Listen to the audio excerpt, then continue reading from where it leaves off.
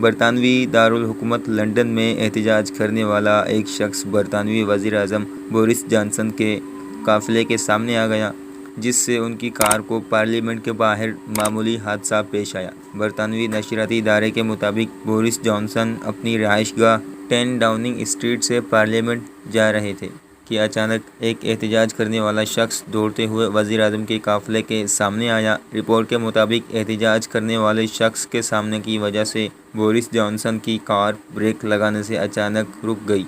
पीछे से आने वाली सिक्योरिटी की गाड़ी बरतानवी वज़ीर-ए-आज़म की गाड़ी से टकरा गई, ताहम वो महफूज रहे। वाक़या में कोई ज़ख्मी नहीं हुआ।